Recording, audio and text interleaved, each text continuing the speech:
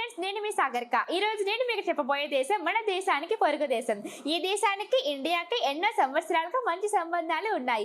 ఈ దేశంలో ఉన్న ప్రకృతి అందాలు పర్యాటకులను ఎంతో ఆకర్షిస్తాయి.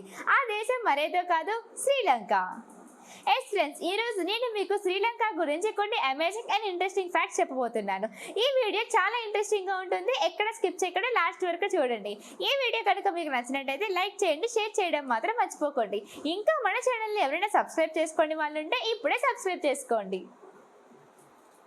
శ్రీలంక ఈ దేశాన్ని అధికారికంగా democratic socialist republic of Sri Lanka అని అంటారు. భారతదేశం దక్షిణ తీర ప్రాంతానికి 31 కిలోమీటర్ దూరంలో ఉన్న ఈ దేశం దక్షిణ ఆసియాలో ఒక చిన్న ద్వీపం. హిందూ మహాసముద్రంలో ఒక ఆణిముత్యంగా ప్రసిద్ధి చెందింది. కొన్ని ముస్లిం తెగల వారు కూడా చెప్పుకోదగిన సంఖ్యలో ఉన్నారు ఈ శ్రీలంకలో.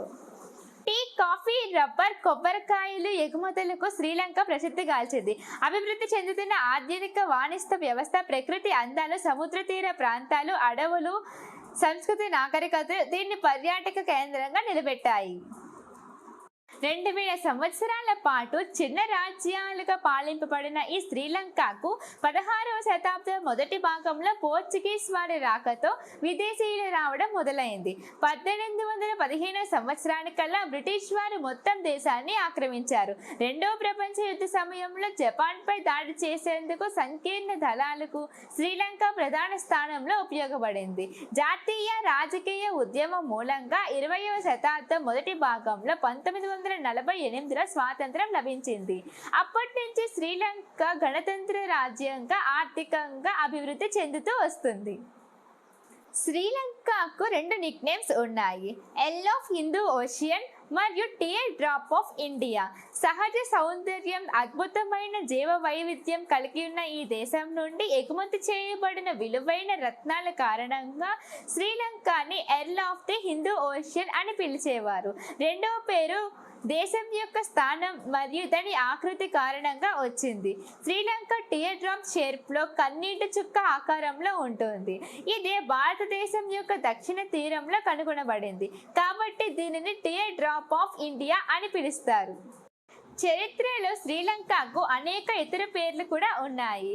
దీనిని గ్రీస్లో టాపో ఎయినిన్ అని పిలిచేవారు. అరబ్ ప్రజలు సెరెండిమ్ అని పిలిచేవారు. 1505లో ఈ ద్వీపానికి వచ్చిన పోర్చుగీస్ వారు సెలవో అని పేరు పెట్టారు. తరువాత వచ్చిన బ్రిటిష్ వాళ్ళు ఆమల్లు సిలోన్గా నామకరణం చేశారు. 1978లో ఈ దేశాన్ని అధికారికంగా డెమోక్రటిక్ సోషలిస్ట్ రిపబ్లిక్ శ్రీలంకగా ప్రకటించారు. ఈ దేశ విస్తీర్ణం 65,610 స్క్వేర్ కిలోమీటర్లు మాత్రమే. శ్రీలంకలో అన్ని రకాల మతాల వారు ఉన్నారు. అందులో బౌద్ధ మతస్థులు అధిక సంఖ్యలో 70% మంది ఉండగా 14% మంది హిందూ మతం వాళ్ళు, 9% మంది క్రైస్తవ మతం వాళ్ళు, 7% మంది ఇస్లాం మతం వాళ్ళు ఇక్కడ ఉన్నారు. ఈ దేశం జనాభా దాదాపుగా 2,14,00,000 మంది ఉన్నారు. అత్యధిక జనాభా కలిగి ఉన్న దేశాల జాబితాలో ఇది 58వ స్థానంలో ఉంది. చాలా మంది శ్రీలంకకి రాజధాని కొలంబో అని అనుకుంటారు. యాక్చువల్ గా శ్రీలంక రాజధాని శ్రీ జయవర్ధనేపుర మెయిన్ అడ్మినిస్ట్రేటివ్ క్యాపిటల్ గా ఉంది. అలాగే కొలంబో ఎకనామికల్ క్యాపిటల్ మరియు లార్జెస్ట్ సిటీగా పేరుగాల్చింది. శ్రీలంకలో సింహళం మరియు తమిళం అధికారిక భాషలుగా గుర్తింపు పొందాయి. ఇక్కడ ట్రియో మలయ భాషలు కూడా మాట్లాడతారు. ఒకానొక సమయంలో ఈ దేశాన్ని ఏనుగుల దేశం అని పిలిచేవారు. ఎందుకంటే 20వ శతాబ్దం ప్రారంభంలో 15,000 నుంచి 20,000 వరకు ఏనుగులు ఉన్నాయి. ప్రస్తుతం 25,000 వరకు ఏనుగులు ఉన్నాయి. శ్రీలంకలో క్రికెట్ కి చాలా మంది ఫ్యాన్స్ ఉన్నారు. ఈ దేశంలో చాలా మంది ఎక్కువగా క్రికెట్ ఆడుతూ ఉంటారు. కానీ ఈ దేశానికి క్రికెట్ నేషనల్ స్పోర్ట్ కాదు, వాలీబాల్ నేషనల్ స్పోర్ట్. అత్యధిక ప్రాధాన్యత ఉన్న క్రీడ మాత్రం క్రికెట్ అని చెప్తారు. దక్షిణ ఆసియాలో శ్రీలంక హైయెస్ట్ లిటరసీ రేట్ కలిగి ఉంది.